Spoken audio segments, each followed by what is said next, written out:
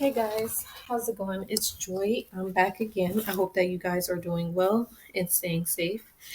All right, you guys. So I just wanted to go over a few topics that I did get. Um, and I just wanted to say, if this is your first time watching, welcome. If you're returning, hey. And thank you for those of you that like my videos, subscribe, and leave comments. It really is appreciated. And also for those of you that do tune into my live streams, I really do appreciate you all. Or if you're just a listener, that means the world to me as well. So, yeah, you guys, I just want to go ahead and get right into it. So, a few topics that I wanted to talk about today is one-sided relationships, the narcissist coming back into your life, even though they're with a new supply, and also inner child healing. But we're also going to be kind of going more in depth with this on Sunday. But let's get right into the one-sided relationships. This is definitely something that most of us could experience, or we may have knowledge about, or maybe we may know somebody that went through this. So I just wanted to give you guys like some signs on how to tell if you could be in a one-sided relationship. All right. So let's go ahead and get into it. So the first sign, and actually before that, let me hold on one second, you guys. And if you have not, make sure that you are subscribed to my channel here. One moment, you guys. I wanted to find the source. And I did, excuse me, I did get this from Instagram, by the way, you guys. So anyway, so the first sign to tell if you are in a one-sided relationship is if they can put if they put everyone else before you. That's a big one. If somebody puts you in the back burner, and then they put maybe like family, friends, and just other people, random people in front of you, then you might be in a one-sided relationship. And not to say that your family and friends are not important, but if you're in a relationship, you're in a commitment, then you should be the top priority, right?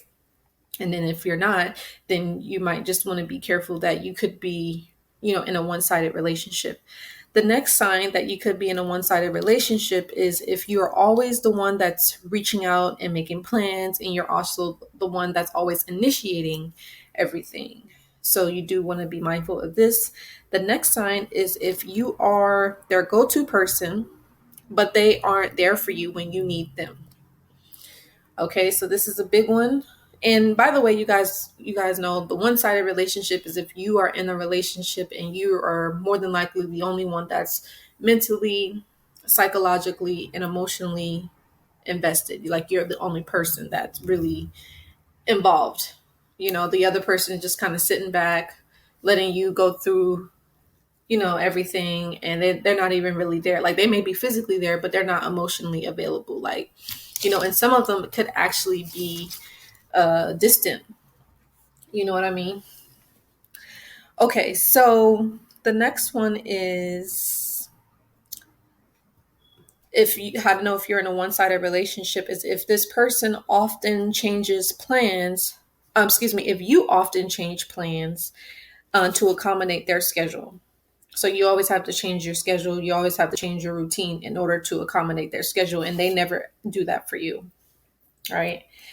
The next one is if you're always apologizing for everything, even when it's not your fault. Give me one second, you guys.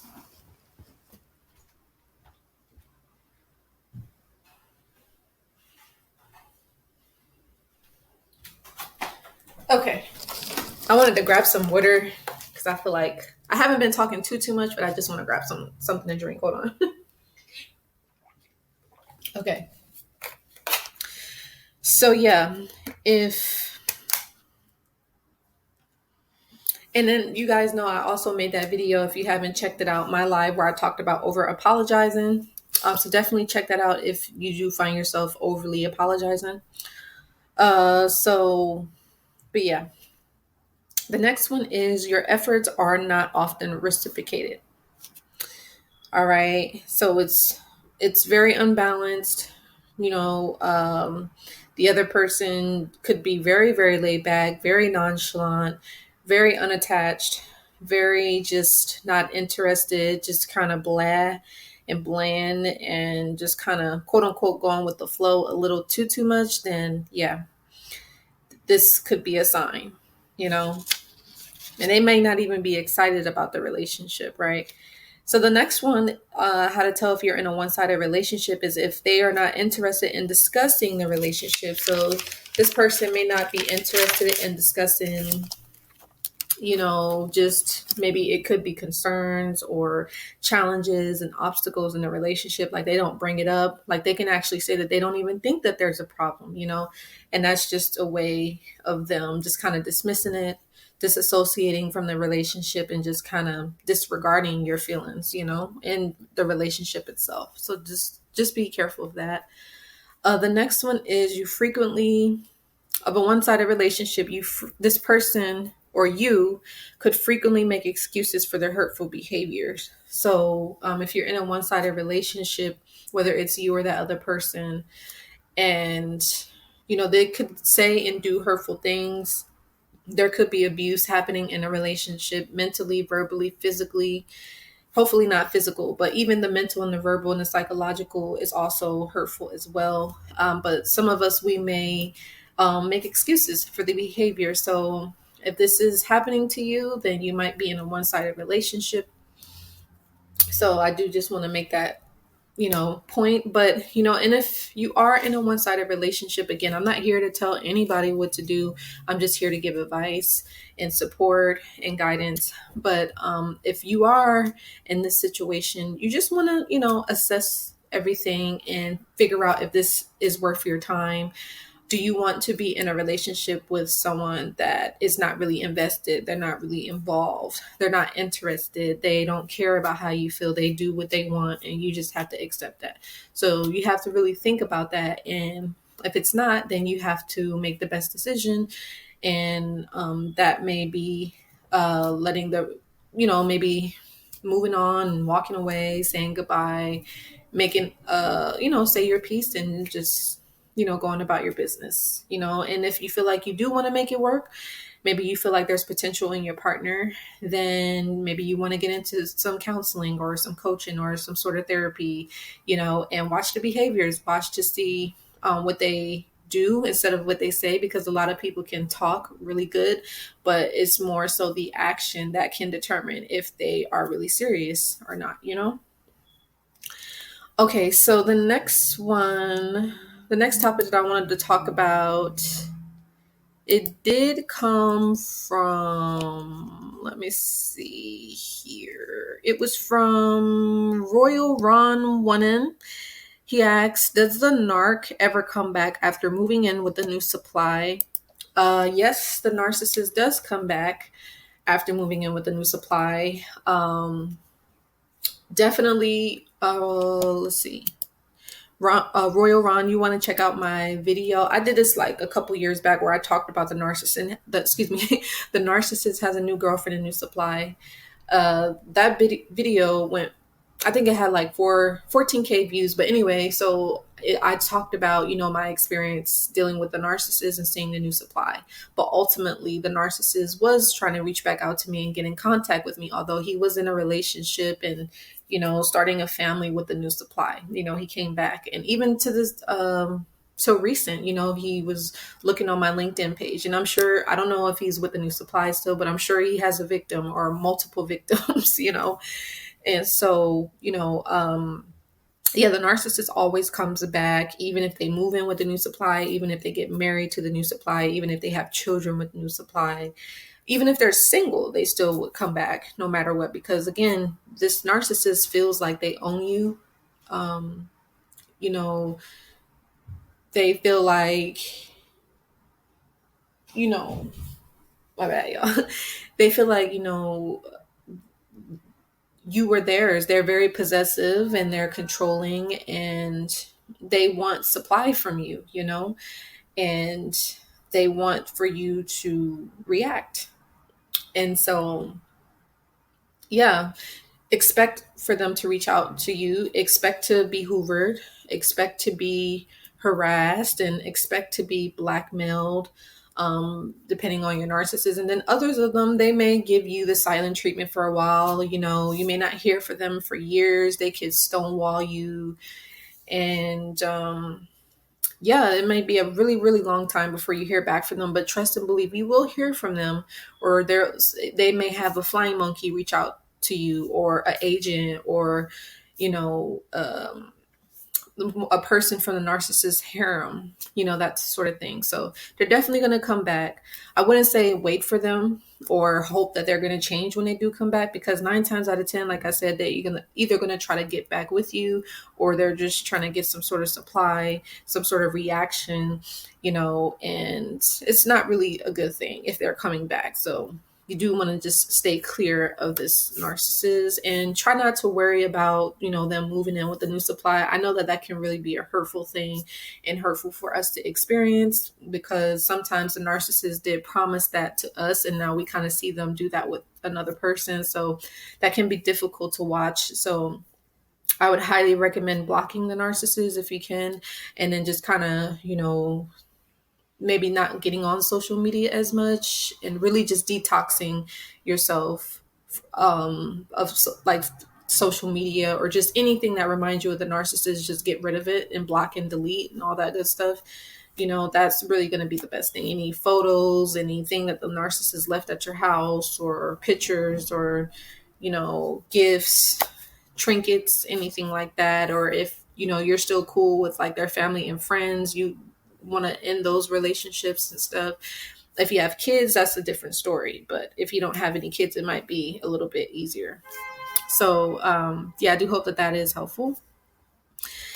So and then the next one, you guys, I wanted to talk about inner child healing. Like I said, we will discuss more of this on Sunday, but I did get this from, let me see, it was Lovely Teresa Sunshine Lotto Energy.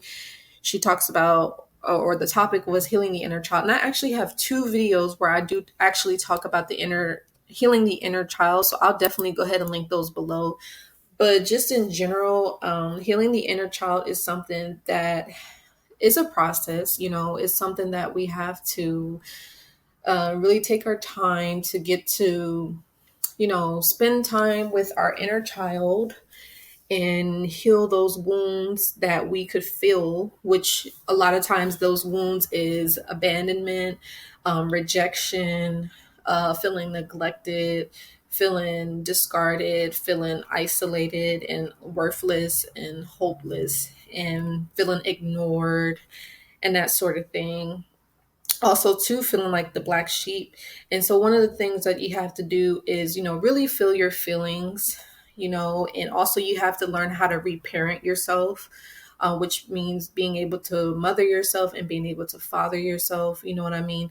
Also being able to grieve properly, and, being able to listen to your inner child and communicate with your inner child, and being there for them, and saying affirmations, doing mirror work activities that can help, and, asking yourself questions, or asking your inner child questions, and,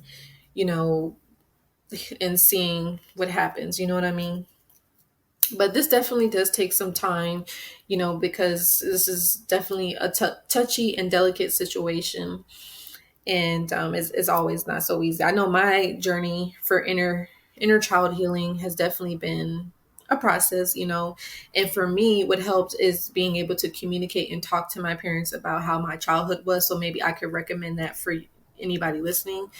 And then once you kind of, I guess, feel like you get some sort of closure or get some sort of understanding, then it comes time for you, whether it's educating yourself or reading on childhood traumas and childhood wounds and trauma bonds. Because some of us, not only do we have a trauma bond with the narcissist, but some of us, we may have trauma bonds with our parents, especially if that relationship was toxic and dysfunctional, and I'll link I think I've had this on my live, but there's a book that I'm reading. It's called Healing the Inner Child Within. Highly recommend getting that. And so, but yeah. And then, like I said, feeling your feelings, and then also just getting to know your inner child again, doing activities that you like, not, I mean, yeah, you work and you do your daily routine, but you also have time where you play and you relax and you chill out, and just kind of explore, more of the things that you didn't get to do maybe as a child, that sort of thing.